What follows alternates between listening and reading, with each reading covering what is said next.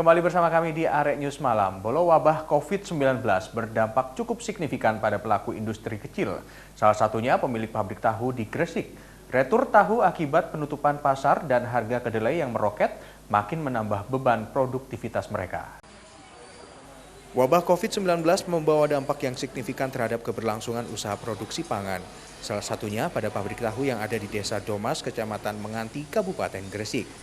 Pabrik tahu ini termasuk salah satu usaha yang terkena imbas signifikan, yakni penurunan omset. Kusman, pemilik pabrik tahu, mengatakan usahanya mengalami penurunan hingga 40%. Krisis yang dialami pada saat wabah COVID-19 ini diakui lebih memukul usahanya daripada krisis ekonomi pada tahun 1998 dan 2007. Retur tahu akibat penutupan pasar dan harga kedelai yang meroket menambah beban produktivitas pabrik tahu. 98, tapi krisis nggak seperti COVID-19 ini. Dampaknya luar biasa. Contoh yang pakai jualan yang keliling, kalau ke gang-gang ada yang boleh, ada yang tidak boleh. Itu yang keliling. Yang di pasar di Surabaya kan ada jam malam. Lebih jam 9 itu dikembalikan di sini.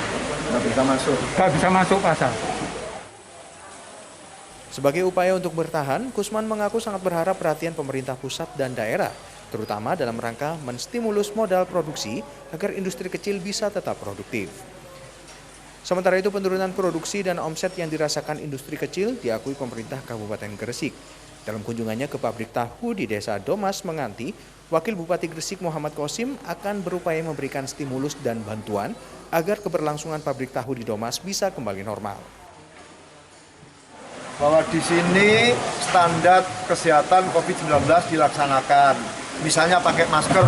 Saya mulai masuk, saya tidak melihat tenaga yang tidak pakai masker. Semuanya pakai masker dan maskernya dipakai. Pada saat corona ini ada penurunan menjadi kurang lebih 1,2 atau 1,3 ton. Jadi berkurang kurang lebih 7 kuintal. Itu setiap harinya.